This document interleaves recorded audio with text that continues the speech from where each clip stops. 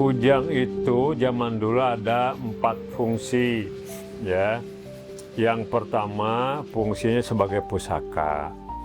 Nah, kalau kujang itu fungsinya sebagai pusaka, maka matanya menurut cerita itu ditutup logam mulia, bisa emas, bisa perak. Jadi masyarakat Sunda kuno itu sangat menghargai alam. Bentuk-bentuk kujang ini merupakan tiruan dari alam. Ada dia kujang ciung, itu berbentuk seperti burung atau ayam. Ada kujang bangkok, bentuknya itu seperti katak gitu. Jadi morfologi alam itu ditiru untuk kemudian menjadi bentuk daripada kujang itu sendiri gitu. Ada kujang naga, ada juga macam lah, ada banyak ya. Ada kujang bangau gitu, kujang kuntul, itu bentuknya bangau gitu. Itu untuk bentuk ini ya, sedangkan untuk lubang-lubangnya itu untuk menandakan status sosial.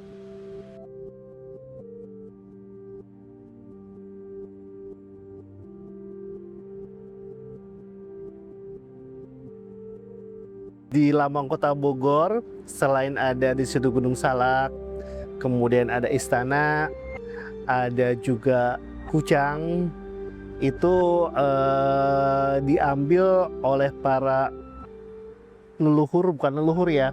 Jadi para senior kami di pemerintahan Kota Bogor, di mana Kota Bogor ini menjadi daerah administrasi itu sejak tahun 1950 menjadi Kota Maya Bogor. Kemudian muncullah identitas dari Kota Bogor. Salah satunya itu adalah kucang.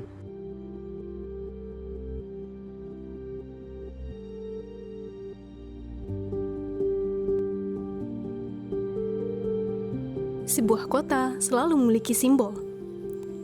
Sesuatu yang dipilih untuk mewakili identitas, sejarah, dan ingatan kolektif masyarakatnya. Di kota Bogor, simbol itu bukan gedung tinggi, bukan pula tokoh modern, melainkan sebuah bilah logam dari masa lalu. Kujang.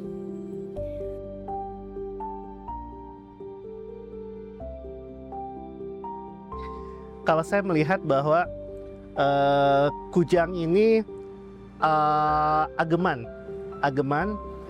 Kalau di zaman dulu mungkin orang-orang Sunda ini adalah sebagai masyarakat petani. Mereka menggunakan kudi. Awal mulanya kujang. Kudi ini sebagai alat pertanian. Tapi dengan peradaban, kemajuan, si kujang ini menjadi pusaka atau pegangan baik mulai dari raja, resi maupun ramah masyarakat. Cuman mungkin dengan Ki Wahyu juga adik-adik sudah bertemu, di mana setiap lubang itu ada pertandanya. Ya, ada pertandanya mulai yang tertinggi adalah kujang lubang 9, yang itu para ratu atau raja. Mungkin kalau di Bogor kan ini lubang 3 yang ada di monumen Tugu Kujang. Intinya kujang identitas dari kerajaan Sunda Pajajaran, dan juga identik dengan Prabu Siliwangi, identik dengan kota Bogor sebagai ibu kota Pakuan Pajajaran. Maka simbol yang digunakan adalah kujang sebagai pusaka ya, bukan senjata tapi pusaka.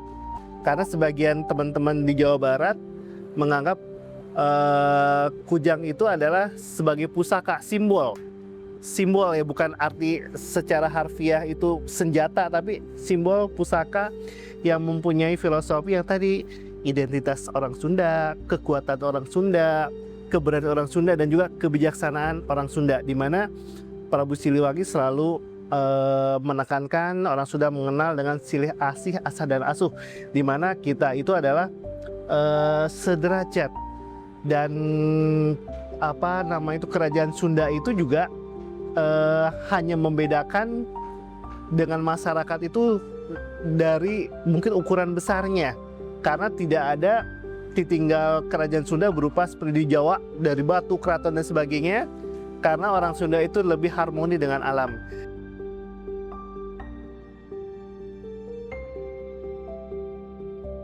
Zaman terus berubah, kota berkembang, teknologi bergerak cepat. Namun kujang tetap dipertahankan. Karena kujang bukan hanya benda pusaka. Ia adalah simbol tentang siapa mereka.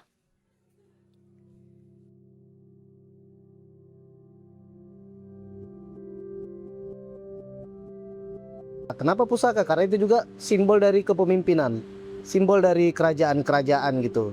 Seorang pemimpin itu selalu pasti punya pusaka gitu.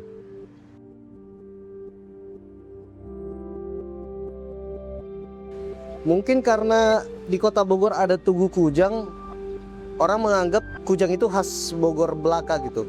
Tapi sebenarnya kujang itu adalah kekayaan budaya masyarakat Sunda secara keseluruhan. Jadi tidak hanya Bogor saja.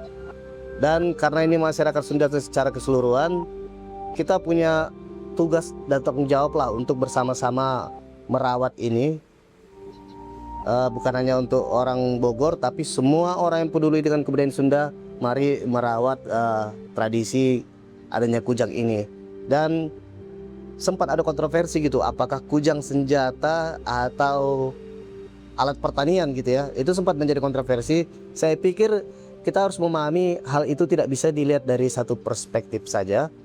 Kalau kita melihatnya dari sisi perpaduan antara material dan spiritual, jelas bahwa dia adalah senjata. Karena dia memiliki kekuatan magis untuk melindungi pemiliknya atau untuk menambah karisma dari pemiliknya gitu. Hari ini, kujang hadir di berbagai simbol Jawa Barat. Menjadi logo pemerintahan, ornamen bangunan,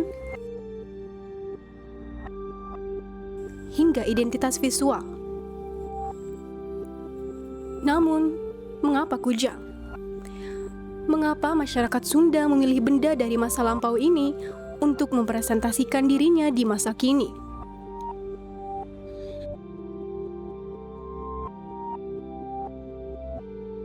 Sebenarnya bukan si manusia zaman sekarang yang memilih kujang sebagai representasi dari Sunda, tetapi masyarakat Sunda dari masa ke masa, kerajaan Sunda dulunya itu sudah memilih kujang. Jadi kita hanya meneruskan tradisi itu gitu. Kita hanya ingin menghargai karya-karya leluhur kita, sehingga kita kembali mengangkat kujang ini.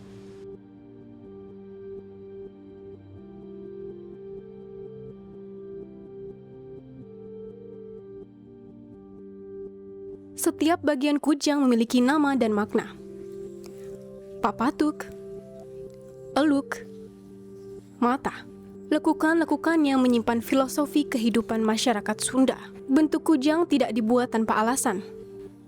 Ia terinspirasi dari alam dan keseimbangan hidup. Hasil gabungan dari bahan. Ya, kemarin kok ada contohnya ya. Lihat guys. Ini sebenarnya tidak biasa, sesuai permintaan aja. Kalau yang biasa, waruga atau bilahnya ini 20 cm yang standar. Kalau ini kan 35. Ininya 15 dan semua, yang ini 50 katanya. Nah ini ada bagian-bagian struktur dari kujang. Yang pertama ada papatuk atau congoknya, paruh ya. Kemudian bagian belakang itu sebutnya tonggong, punggung. Bagian depannya sini sebutnya beteng. Nah di bagian belakang tonggong ini umumnya itu ada eluk. Eluk ada eluk dan siih lah. Nah ini kebetulan ada 1, 2, 3, 4 eluk. Kemudian ada siih. Siihnya ada 4. Kemudian bagian depan beteng, ini ada sini betengnya perut, ada tadahnya.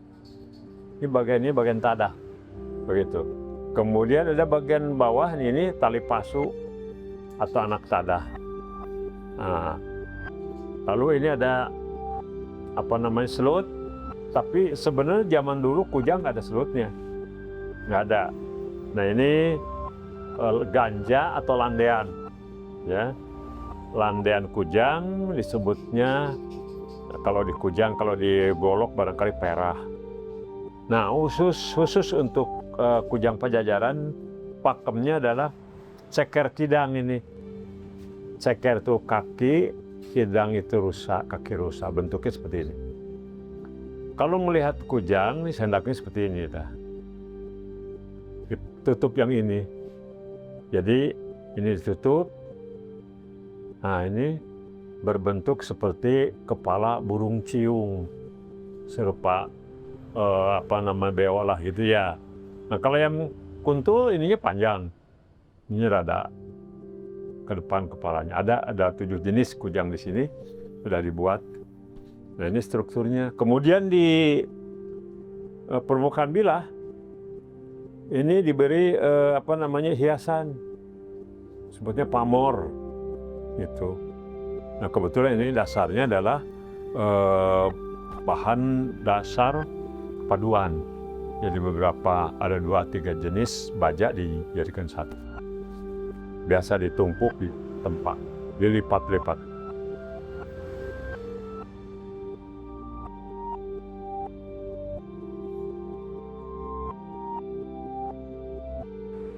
Kota Bogor dan Kabupaten Bogor sama-sama mempunyai hari jadi yang sama di tanggal 3 Juni, berpedoman kepada penobatan dari Sri Baduga Prabu Siliwangi di tanggal 3 Juni tahun 1482, di mana Kota Bogor sudah terlebih dahulu ada monumen kujang warna silver di tahun 82. Kabupaten Bogor kan di monumen Pancakarsa yang di pintu tol sirkuit Sentul sudah ada lagi kujang kan yang warna emas.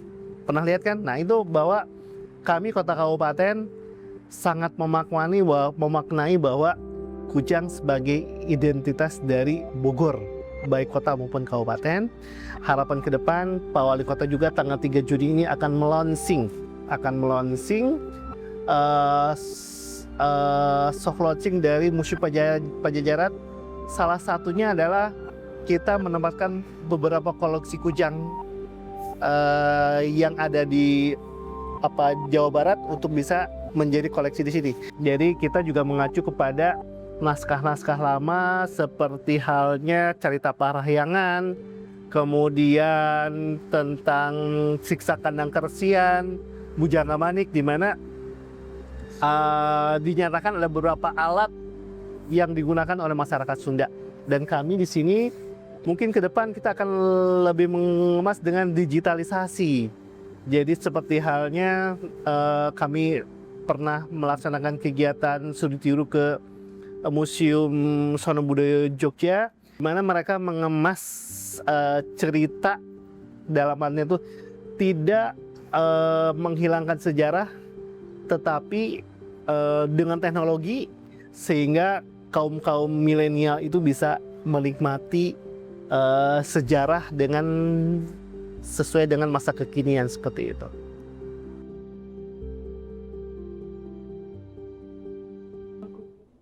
Hampir tidak ada tantangannya. Justru makin kesini orang makin banyak yang suka.